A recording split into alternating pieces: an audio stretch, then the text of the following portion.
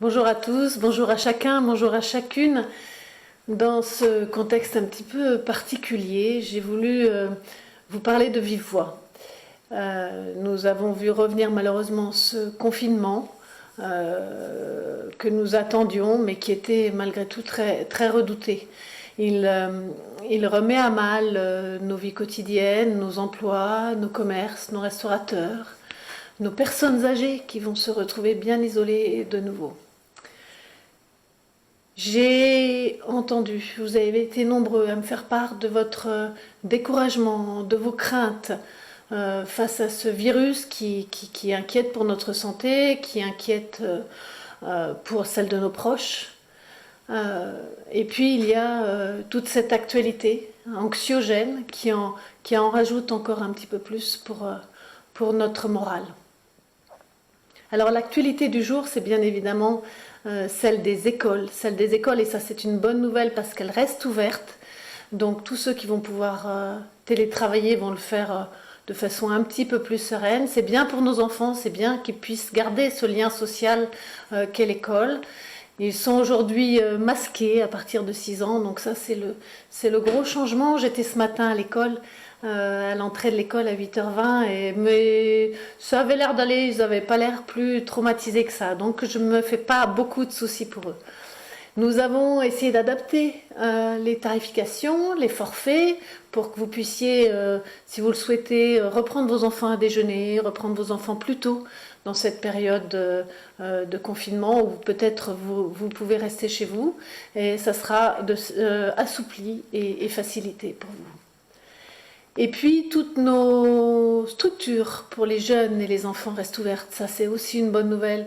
Les crèches, le centre de loisirs, le multisport, l'espace jeune, tout ça reste ouvert et c'est une bonne nouvelle. La mairie également reste ouverte, même si la plupart de nos agents sont en télétravail, la mairie reste ouverte aux horaires habituels.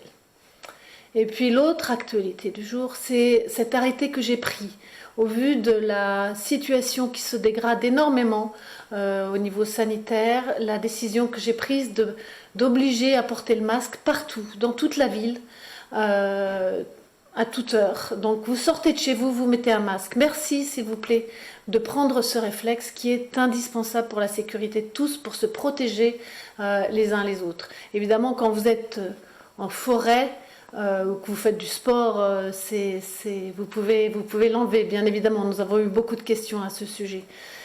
Mais quand vous êtes dans la rue, même si vous êtes seul dans la rue, s'il vous plaît, portez le masque, prenez cette habitude. Et puis, je pense en ce moment particulièrement à nos commerçants et nos restaurateurs. Vous êtes sans doute au courant de la position que j'ai prise publiquement pour soutenir nos commerçants de proximité. Je me suis associée à la tribune et à la demande de tous les maires d'Île-de-France de pouvoir conserver nos commerces de proximité ouverts, qui sont notre richesse, qui sont notre cœur qui fait battre la ville. Je souhaite qu'ils puissent rester ouverts et donc j'ai pris cette position publique pour le demander au gouvernement.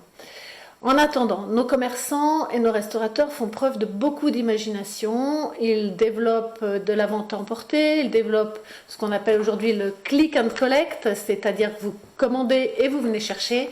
Et donc, vous pouvez retrouver toutes leurs initiatives à la fois sur les pages Facebook de la ville, sur le site internet. Voilà, nous allons essayer de vous informer au fur et à mesure que nous recevons leurs informations.